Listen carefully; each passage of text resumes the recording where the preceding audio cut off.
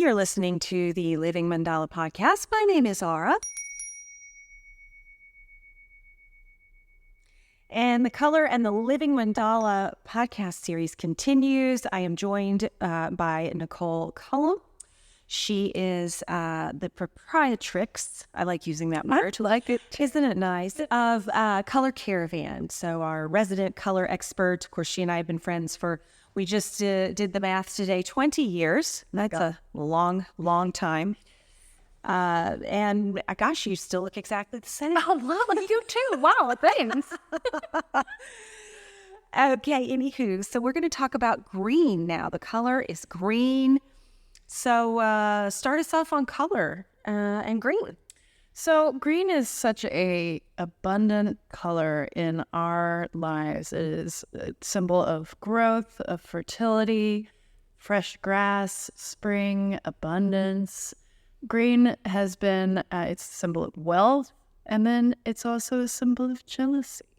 So I love, as we investigate these colors, just how you have the lighter colors of mints and, lime greens. You also have the darker colors of, forest greens and olive greens. You also have these different aspects of, the psychological meanings of color, where you have fertility, wealth, and abundance, but then you also have envy and jealousy and greed. Each color has this kind of interesting, power dynamic within our vocabulary. Just like anything, really. There are always going to be the distortions on that spectrum. So, in nature, green's pretty Captain Obvious, I think. You said it. You look around, there's a whole lot of green in this world. I'm thinking about, obviously, plants, but also, birds and reptiles and some insects. And,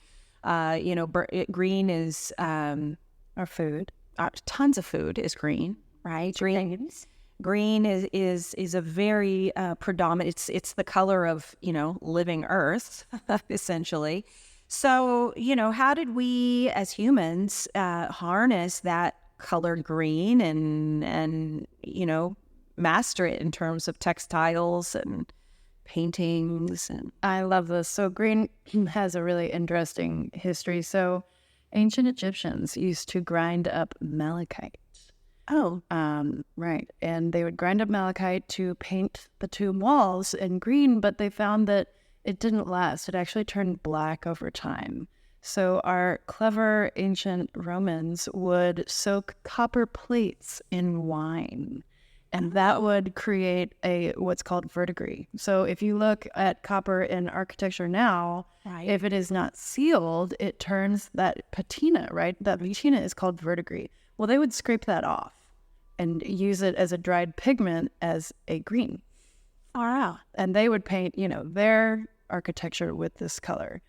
Now, move on a little longer in society, we couldn't really be, soaking copper plates in wine all the time. So this in 1775, a Swedish chemist named Carl Wilhelm Scheele invented a bright green hue. But unfortunately, like a lot of these beginning scientists, he used a very toxic metal or chemical, arsenite, aka, very deadly heavy metal. Wow. Right.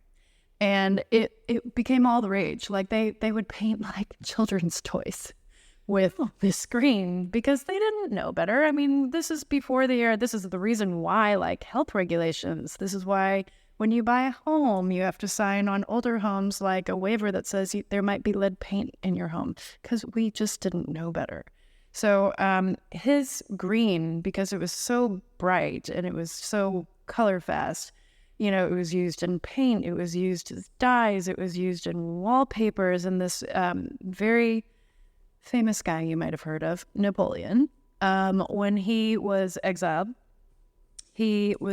to an island off of France. And it's believed that, when he got to the island, he became very, very ill. And people just thought he didn't, mesh with the weather. Well, it turns out he had a green wallpaper in his bedroom. Oh. And the vapors from the green in his wallpaper were so toxic that it made him ill, and he died. Wow. So, green, it's just fascinating how we can take these things from mineral or organic matter, and then we get our little hands on it and we tinker around because we want it to be bolder, we want it to be brighter, we want it to stick to fabrics more, and we have to go through this process, unfortunately sometimes at the cost of our health, to achieve these colors. Wow, and yet it's so easy to get grass stains on your jeans. And so hard to get them out. So hard to get them out. All right, well, green, the spiritual dimensions of green. Of course, we had a Chakras of the House podcast episode weeks and weeks ago on the Anahata chakra, which is the heart chakra. It is associated with the color green. Now, we'll get to the planet and everything a little bit later in this episode, but the spiritual dimensions of green do typically resonate with the heart chakra. And then in terms of like religious dimensions of green.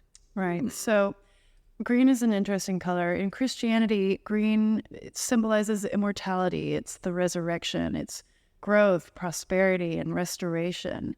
Green is a secondary color, so it's mixed with blue, which is normally identified with as an emotional color, and it's mixed with yellow, which is an intellectual kind of clarifying, sharpening of the focus kind of color. So you've got this intellectual power mixed with emotion in green. So green also in Islam is the Prophet Muhammad's preferred color. It's said that he wore a green cloak and turban, and his writings are full of references to the color green. The Quran describes paradise as a place where people will wear green garments of fine silk. Wow, specifically green. Specifically green. Okay, well, it feels like a living color, Well, it's associated with life itself. Actually, in studies, it's shown that people associate, like, naturally, it's built into kind of our ancestral thought process that green is associated with safety, because where there's green, there's water, there's shelter, and there's food. And green, all green lights, stoplights, those are helpful. Green means go. Green means go.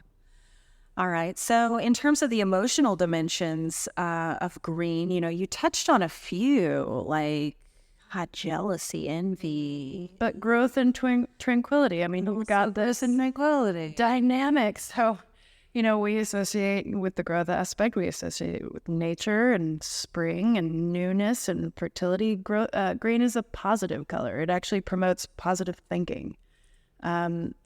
Green also can relax us. It lowers our stress levels in the body, again, because of that safety aspect, right? We're not struggling to find water. We're not struggling to find shelter or food. If we immerse ourselves in green, we naturally feel like the protective nature of having our needs met. Cool, yeah. But then you take that a little farther. Right. And maybe you have too much. Maybe you have some greed. Maybe you have some jealousy that somebody else has more than you do. Right. Or they do things you can't do, or jealousy. Resources. Right. The game of resources. Well, and in terms of, the auric field, it is said that avocado green in the auric field is all about greed. Mm-hmm. Specifically that shade. But that an apple green would indicate spiritual enlightenment, right? An emerald green activation, like overtly doing an emerald green activation on the heart center, can be helpful for any types of spiritual integration, that like working with the green in an active way like that. Green is also associated with harmony, and wearing bright green can bring you into balance, just like you're sort of saying. And then it's also said that a deep shade of Kelly green can actually help stimulate abundance. So, yeah, so green is a very dimensional color in these ways. And I'm curious what you have to say, as we, move from more of the emotional auric field dimensions into like the body and soul side. Right. So brighter greens are more energizing and vibrant. So light greens, They kind of give us like that feeling of a fresh start, much like, spring, youthful. The yellower greens, when you add in like a lime green, you think has a little more of that yellow tone to it, can be playful and creative. Lime greens are great in kid areas because you harness the power of newness and growth, but you throw in a little of that yellow creativity aspect in there, and it's a very like positive, creative environment. Darker greens have a feeling of like luxury and wealth, money, right? Safety. So green is an excellent color in home offices. They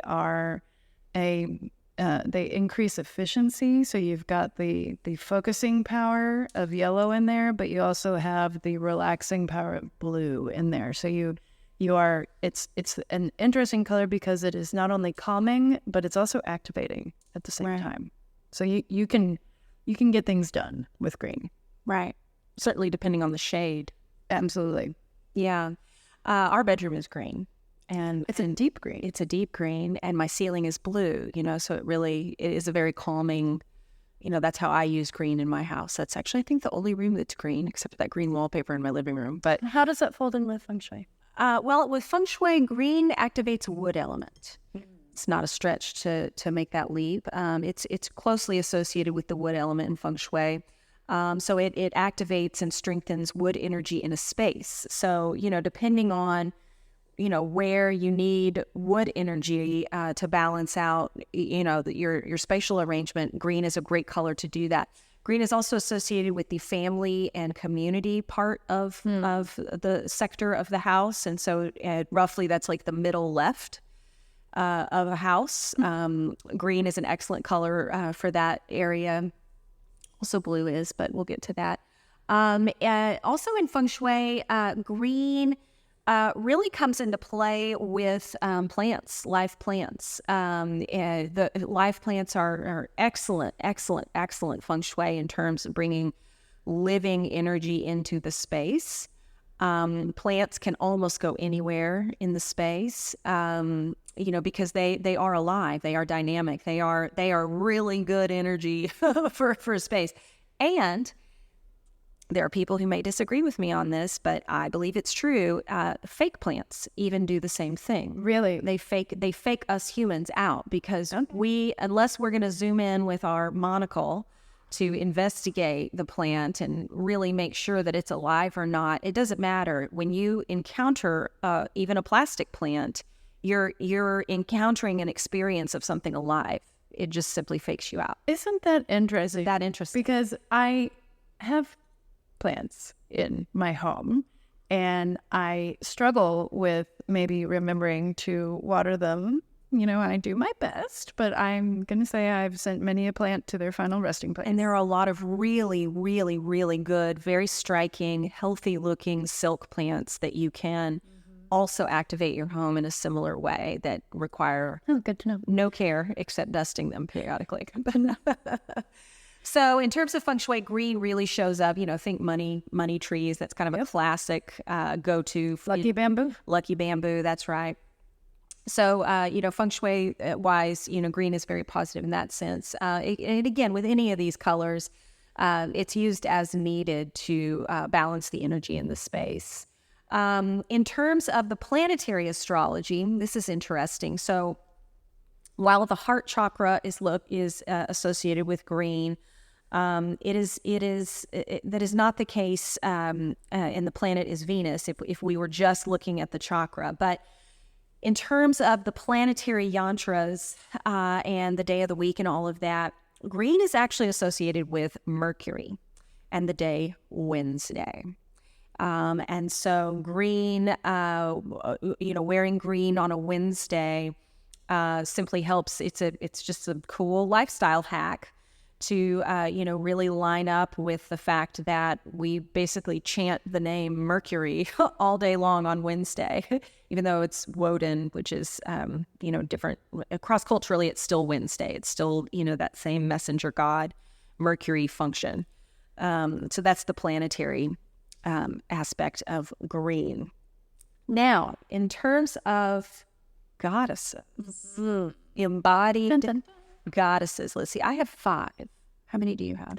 I mean, I have more than 5, but I feel like some are coming through a little stronger than others. Okay, so why don't you start? Okay, this one is kind of a little left field. Aphrodite. Okay. So, goddess of love, passion, and romance. She's associated with pale greens. Think seafoam, Oh, sure. jade. She rises from the ocean, and the foam, which is like a symbol of, other things. So she is the softer green. Okay. My first green embodied goddess is, drum roll please, Green Tara, Yes, ma'am. Tibetan goddess of compassion. And I think we have a match here. We do have a match. Our second match. Okay, our second match of this whole process so far. Okay, so then that was a match. So then it come back to me. I'm going to say Gaia, earth goddess of Greece, associated with lush greenery. Gaia. I will match you with that. Oh, Demeter. Oh, you have to meet her. I have Demeter, who is the fertility goddess, Mother Earth. She's goddess of the harvest. She is one of the triple faces of the triple goddess. She's the goddess of growth. Cool. That's a good fit. Okay, my next one is Pachamama, Incan earth goddess of agriculture, who was worshipped as mother, who still is worshipped as mother. So Pachamama. That would be my next one. Hera. Okay. As we are talking about mothers. Hera, who is the Greek goddess of committed marriage and love. She is, the master of the house. Cool. Okay. My next one is Parvati, Hindu goddess of femininity, but why I chose green for her is she's often depicted as a young woman dressed in green. Interesting. So she's wearing green in much of her imagery. Okay. Okay. Frigga, Norse goddess of love, marriage, and destiny. Again, her and Hera are like the deeper greens. So think security, safety, the home, that shelter aspect of green. I see. Okay. My last one is Vila, Vila, Slavic nature goddess who shapeshifts as nature itself. Oh, that's cool. I've not heard of her. Vila. So that would be my last green goddess. My last green goddess is Artemis. So, goddess of the moon, protector of the vulnerable, women and children especially, goddess of the hunt. She lives in the forest. Enough. We cannot be contained. Green, virgin, Green goddess. and there's green goddess dressing as well. No. Delish. Okay, anything else to say about green? I would say just, where does green show up for you? Mm-hmm. Places to use green. Think places you want to invigorate, right? Places, lighter greens, enliven smaller spaces. Deeper greens help you focus. So home offices are great places for greens. Kitchen cabinetry looks amazing with either lighter or deeper greens. Like if you pair a deep green with a touch of brass or metal, it just comes to life, right?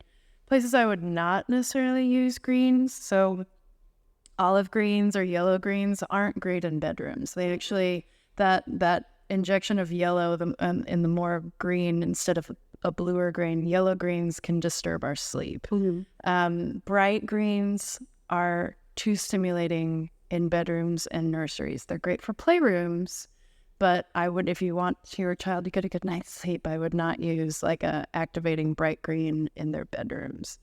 And I also wouldn't use like a green in a gym. Think oranges, reds, yellows, those fiery colors, that activating energy. That's great for gyms. Greens are more calm and relaxing, so I would not use that there. But think about where green shows up for you. Are you wearing green? Are you eating your green? Are you eating? Are you? Ooh. Okay. Put that energy into your body. Are you living amongst green? Do you use green as an accent? Are you bringing nature into your home? What does that mean for you? Life force. Yeah. Cool. All right. Well, you're listening to the Living Mandala podcast.